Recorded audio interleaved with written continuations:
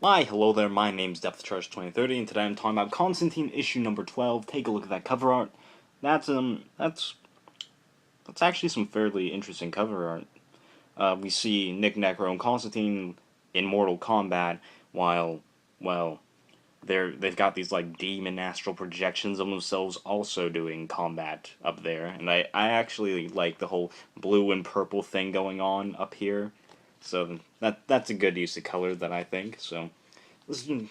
This this issue is actually like part 16 of the 18-part Forever Evil Blight storyline. So this takes place in the second half of that storyline where they're trying to save people in Nanda Parbat who are being used for a super weapon by the crime syndicate in order to destroy or somehow kill the thing that destroyed their Earth. So, yeah. Let's jump right in and talk about the issue. So the issue itself, it starts off with Nick Necro divining events that are going to be happening in the near future, that there's going to be some battle in Nanda Parbat where everyone dies. So he kind of sees everyone just getting killed, and he's like, oh, the only way to save Zatanna is for one of us to die. So over the course of the time that Just League Dark Team has been stuck here, he's been torturing Constantine, trying to make him, like, give him the motivation to break out and go search for Nick Necro so they could have a final duel. So Felix Faust, he's just like, dude, you're an idiot. I should have never have given my youth, for you to come back from hell and whatnot, because you were stuck there, and I gave up my health, my youth, and now I look ugly as butt.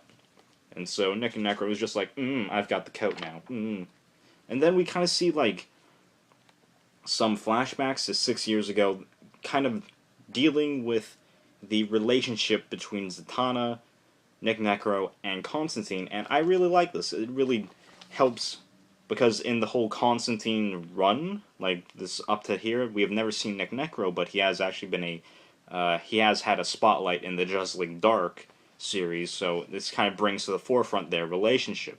These three people, how they're connected, how they're all taught by, like, magic by Zatara, who's like Zatanna's father, and it's like them bringing up their bond, seal it with magic, and so they're all bonded to each other. And so Constantine, he breaks out, and Nick Necro, to slow him down, he starts using the other members of Just League Dark to combat him, takes over Deadman, who's currently inside the Sea King, to fight him.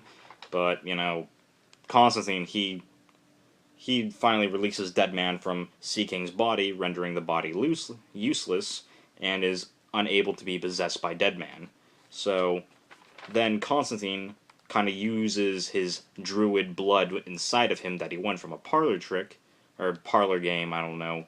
And so he manages to go through the green, through Swamp Thing, who's being used as a load bearer to, like, move crap around because he's a big, strong green man. And so Constantine, he just travels through the green over to Nick Necro and just confronts him, punches him in the face, and is like, why do you do this? Why? And then he brings up the fact that one of them is going to have to die so that Zatanna may actually kind of has a chance to live. And so Nick Necro actually just headbutts Constantine, and his blood gets let down on this circle that he prepared beforehand, which is the same circle that from the Just League Dark issue number 0 kind of which sent Nick Necro to hell originally. So now, in this turn of events, Constantine is actually getting sent to hell. And so he's getting pulled down. He's just like, okay, Constantine, this may, the reason I didn't let Zatanna free is so that she can suffer. And so that kind of just goes down to how much Nick Necro, these three people, he does care about each and every one of them, but he hates them too. So that brings up I like how that brings up this whole, with Nick Necro. It brings up this whole, he hates them but likes them at the same time. It's like, this, he hates them. I can't even begin to talk about the complexity of that. And then Constantine, in a last-ditch effort, he casts like a spell that he learned beforehand from Zatara and kind of stabs Nick Necro, kind of killing him before getting dragged down to hell.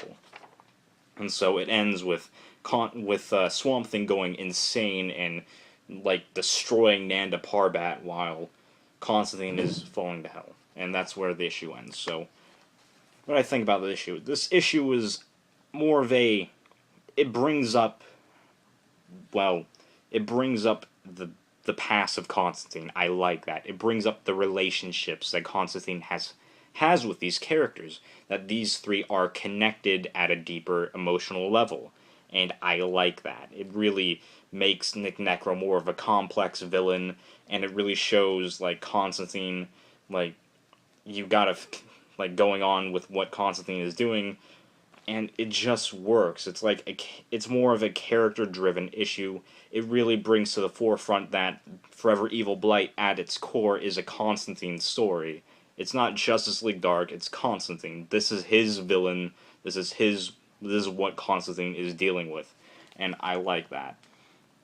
Benny LaBelle comes back as the artist for this one. They've been having like Aiko, Benny LaBelle, some other person jumping in, adding art for these issues, but LaBelle, he brings it in, he pops up for this issue as the artist, and he does something great with the shadows, and I like that. He's able to show the emotion expressed on the characters' faces, and it works. It shows the agony, it shows the cockiness that is Constantine. Is just great.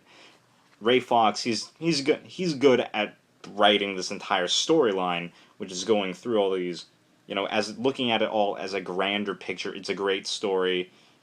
Well, the last issue I won't talk about that. I'll save that for the Forever Evil Blight, review. And yeah, so if I had to say, I would give this issue actually a 4 out of 5. I really like this Constantine issue. So my name is DepthCharge2030. I hope you enjoyed this video, and I hope you all have a good day. Take care.